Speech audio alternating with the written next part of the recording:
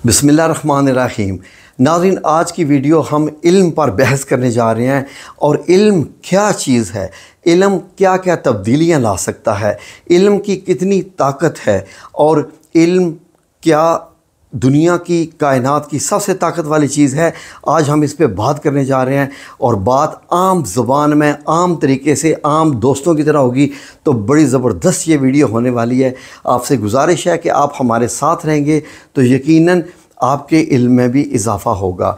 नाज़रीन, गौर कीजिए कि अल्लाह रब्बुल इज़्ज़त ने कुरान पाक में जब हज़रत आदम अलैहिस्सलाम की तख्लीक का ज़िक्र किया तो अल्लाह रब्बुल इज़्ज़त ने इसको अशरफुल मखलूक़ात और इसको अपना शाहकार करार दिया। और अल्लाह रब्बुल इज़्ज़त ने कुरान पाक में जगह जगह पर अपने आप को इल्म वाला, अलीम, हकीम, कितनी जगह पर अल्लाह रब्बुल इज़्ज़त ने अपने आप को इन नामों से पुकारा है। और अल्लाह रब्बुल इज़्ज़त सबसे बड़ा अलीम व ख़बीर के इल्म रखने वाला है, ख़बरें रखने वाला है। तो मेन चीज़ तो इल्म ही हुई ना। इल्म यानी क्या इल्म इतनी बड़ी ताकत है?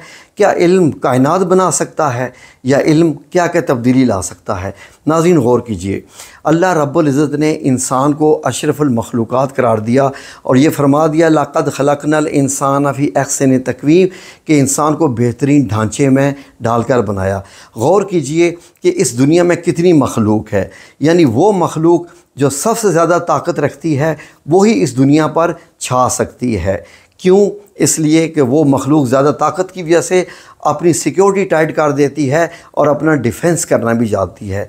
शेर इंसान से बहादुर है, लेकिन क्या शेर ने दुनिया पे कब्ज़ा किया हुआ है? हाथी शेर से भी बढ़कर है। क्या हाथियों ने दुनिया पे कब्ज़ा किया हुआ है? क्लोजेस्ट टू मैन जो मंकीज़ होते हैं, बंदर होते हैं, क्या बंदरों ने क्या अपनी कोई कम्युनिटी बनाई है? क्या दुनिया में कोई तब्दीली लाया है? नहीं। तो तब्दीली लाया है तो कौन लाया है? इंसान लाया है, बंदा लाया है। तो ये चीज़ इस चीज़ को ज़ाहिर करती है कि वाकई इंसान ही अशरफुल मखलूक है कि इसने दुनिया को तब्दील करके रख दिया है। और इतनी बड़ी तब्दीली लाने के बावजूद, मतलब बेसिकली तो ये फैक्ट्रीज़, ये इंडस्ट्रीज़, ये सारी ये ज़मीन को जो है वो तबाह ही कर रही है। लेकिन हमारा मौजू बेसिकली इल्म है। तो नाज़रीन, गौर ये कीजिए कि इल्म क्या चीज़ है। नाज़रीन, इल्म ये चीज़ है कि इल्म की ताकत से आप इम्पॉसिबल वर्क कैसे कर सकते हैं। इम्पॉसिबल काम, इम्पॉसिबल काम क्या क्या होते हैं? जो नामुमकिन हो, जिसके लिए यानी without any source, without any power आप कैसे कर सकते हैं, लेकिन वो इल्म से आप काम कर सकते हैं। फॉर एग्ज़ाम्पल, मैं यहाँ पर बैठा हूँ पाकिस्तान में, एक शहर में, एक घर में, और मैं अपने आप को इल्म की ताकत से यहाँ से जंप लगवा के दुनिया के किसी दूसरे कोने या आखिरी बराज़म तक पहुँचना चाहता हूँ, तो ज़ाहिर है कि मुझे आम तौर पर तो ज़ाहिर है सवारी चाहिए, मुझे टिकट लेना पड़ेगा। लेकिन इल्म एक ऐसी चीज़ है, इल्म इतना ताकत वाला है कि इल्म की मदद से मैं with in a part of second, आँख झपकने की देर में मैं अपने आप को यहाँ से वहाँ लेके जा सकता हूँ। मैं ये नहीं कह सकता कि मैं जा सकता हूँ, इल्म की ताकत इतनी है।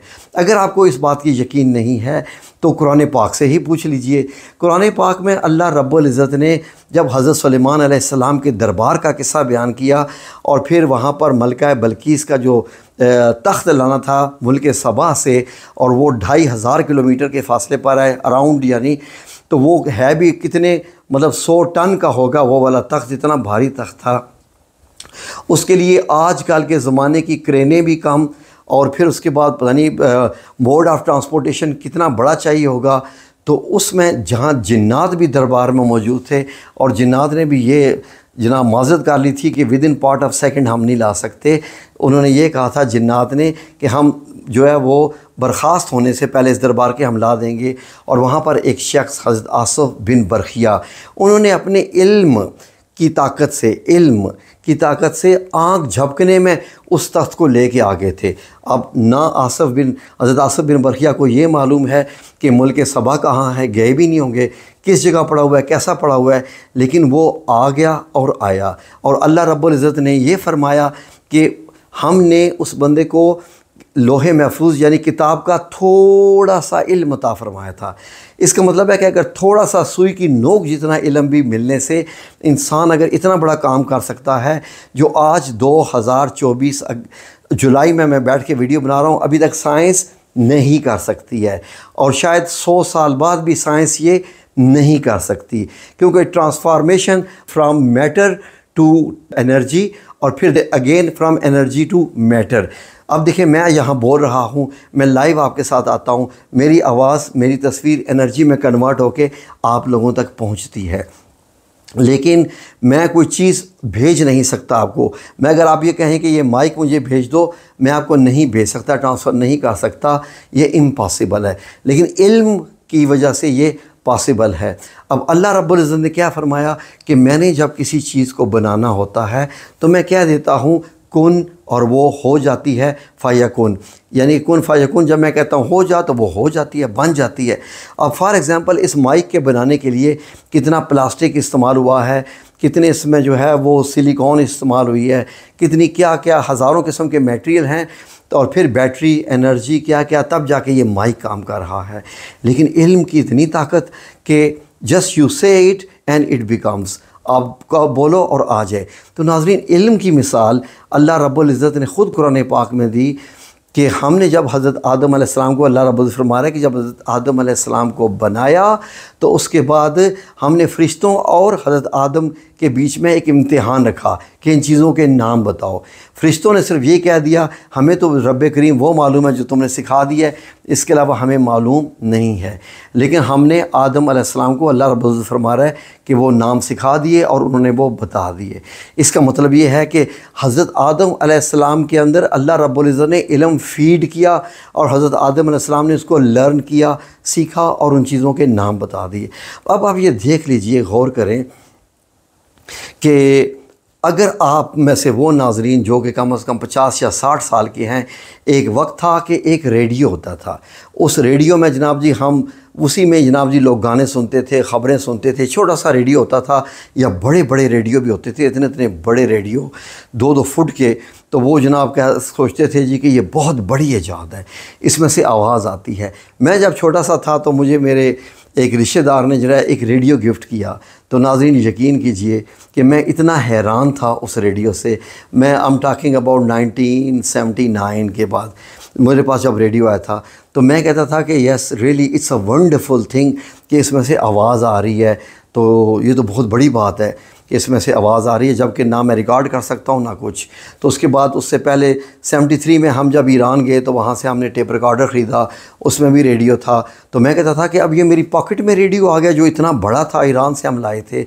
और जो नाज़रीन लोग हैरान होते थे टीवी को देखकर कि तस्वीर कैसे आ रही है इसमें।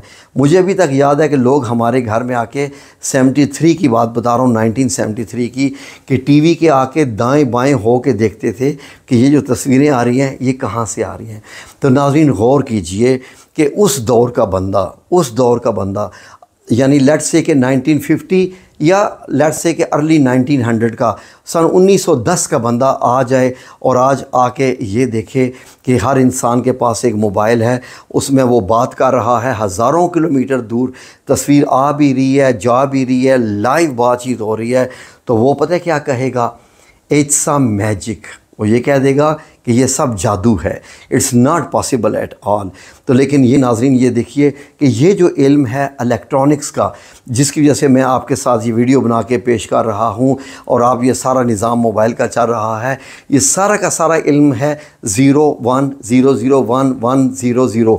ये सब 0 1 का खेल है नाज़रीन, कि 0 1 की वजह से ये तस्वीर आप तक पहुंच रही है, आप ये देख रहे हैं, आवाज़ जा रही है, फ़ाइल बन के जा रही है। तो ये सब इल्म की बदौलत है।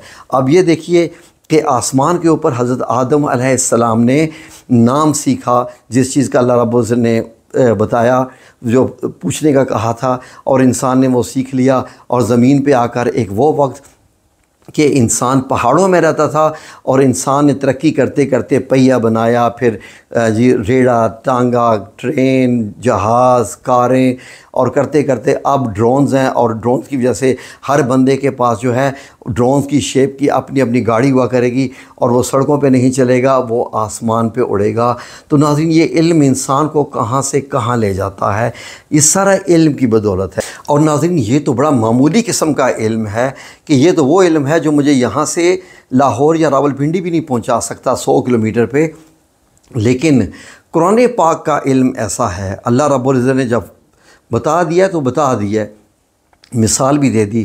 कुरान पाक के जो हरूफ हैं, जो आयात हैं, इसका इल्म ऐसा है कि अगर आप उसके माहिर हो जाएं, वो इल्म सीखने, तो शायद आप चीज़ों को हज़रत आसिफ बिन बरखिया की तरह यहाँ से वहाँ भेज सकें। तो ये इल्म हासिल करना बहुत ज़रूरी है। वीडियो बहुत लंबी हो सकती है, लेकिन मैं इसको यहाँ रोकता हूँ, क्योंकि अगली किस्त में मैं अगले इल्म के स्टेज पे बात करूँगा। आप गौर कीजिए नाज़रीन, छोटी सी मिसाल दिए जा रहा हूँ।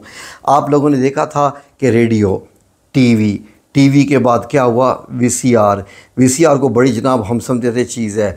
वीसीआर के बाद जनाब सेटेलाइट डिश, उसको समझते थे कि ये बहुत बड़ी टेक्नोलॉजी है। सेटेलाइट के बाद जनाब जी वीसीआर की इतनी बड़ी कैसेटें होती थी और उनमें 3 घंटे की फ़िल्म होती थी, और वो सारा फिर सीडी की टेक्नोलॉजी आई, उसको हमने सबसे बड़ी टेक्नोलॉजी समझ लिया। उसके बाद करते करते अब छोटी सी यूएसबी होती है, बल्कि माइक्रो एसडी कार्ड होता है जो आपके मोबाइल में कार्ड डलता है, और वो भी जनाब 120 256 GB 512 GB का होता है, गीगाबाइट का, कि उसमें दुनिया का कितना बड़ा डाटा समा सकता है, और उसका साइज़ चावल के दाने से थोड़ा सा बड़ा होता है। तो नाज़रीन, इससे अंदाज़ा लगा लीजिए कि टेक्नोलॉजी कहाँ से कहाँ जा रही है। ये इल्म है, ये अभी इल्म है। अभी तो हम बात करेंगे सितारों के इल्म की, हाथ की लकीरों के इल्म की, इल्मुल आदाद की जी। अब जो बुर्ज हैं उनका इल्म, ये बड़े बड़े इल्म हैं दुनिया में, हम आपके साथ डिस्कस करेंगे। तो हमारी अगली वीडियो का इंतज़ार कीजिए और इसको लाइक और शेयर ज़रूर कीजिए, ताकि और लोगों तक भी ये इल्म की बातें पहुंच सकें। जज़ाकुमुल्लाह।